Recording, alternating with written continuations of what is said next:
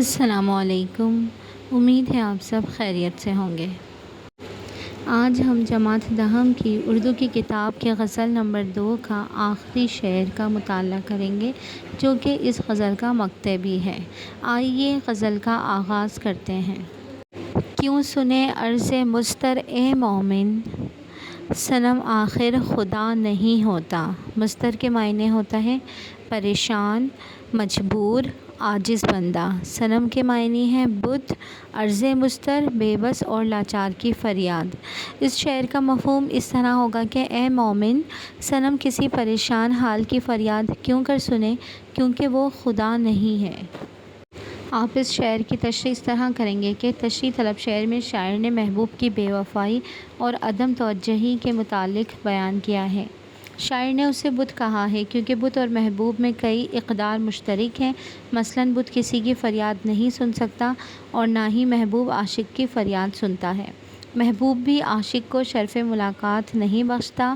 جیسے بت دوسروں کے جذبات کو سمجھنے سے ناآشنا ہوتا ہے، ایسے ہی محبوب بھی عاشق کے جذبات کو مجروح کرتا ہے۔ جس طرح بت کسی کی مشکل حل نہیں کر سکتا، اسی طرح محبوب عاشق کی جدائی کی مشکل حل نہیں کرتا۔ شاعر کہتا ہے کہ محبوب پر کیوں کر میری فریاد و آہوزاری کا اثر ہو، وہ تو بت ہے جو میرے جذبات کو سمجھنے سے قاصر ہے، میری مشکل حل کرنے سے بے پرواہ اور مجھے شرف ملاقات بخشنے سے عاری ہے۔ مشکل تو صرف اللہ حل کرتا ہے، فریاد و درخواست تو صرف اللہ سنتا ہے۔ چونکہ محبوب خدا نہیں ہے، اس لیے وہ ان خدائی صفات کا حامل بھی نہیں ہو سکتا۔ آخر میں آپ یہ حوالہ شعر لکھیں گے: جن کو آتی نہیں مسیحائی، جن کو آتی نہیں مسیحائی، زخم ان کو دکھائے جاتے ہیں۔ آج غزل نمبر 2 کی تمام تشریحات مکمل ہو گئی ہیں۔ آپ انہیں اچھی طرح سے یاد کیجیے گا، یاد کر کے لکھنے کی ضرور پریکٹس کیجیے گا۔ اب ہم سبق کے مشقی سوالات میں سے سوال نمبر 1 حل کریں گے، جو کہ مختصر سوالات و جوابات پر مبنی ہے۔ سوال نمبر 1 ہے: زیر مطالعہ غزل کے مطلع اور مقطع کی نشاندہی کریں۔ گزشتہ لیکچر میں بتا چکی ہوں، مطلع غزل کا سب سے پہلا شعر ہوتا ہے اور مقطع غزل کا سب سے آخری شعر ہوتا ہے، جس میں شاعر اپنا تخلص استعمال کرتے ہیں۔ اگر شاعر اپنا تخلص استعمال نہ کریں تو وہ آخری شعر کہلاتا ہے، اور اگر تخلص استعمال ہو، جیسے اس غزل میں بھی مومن تخلص استعمال ہوا ہے، تو اس لیے یہ غزل کا شعر مقطع کا شعر کہلائے گا۔ جواب اس طرح لکھیں گے: غزل کا مطلع ہے اثر اس کو ذرا نہیں ہوتا، رنج راحت فزا نہیں ہوتا، اور مقطع ہے کیوں سنے عرض مضطر اے مومن، صنم آخر خدا نہیں ہوتا۔ سوال نمبر 2 ہے: حرف ناصح سے کیا مراد ہے؟ ناصح سے مراد میں نے آپ کو بتایا تھا کہ نصیحت کرنے والا ہوتا ہے۔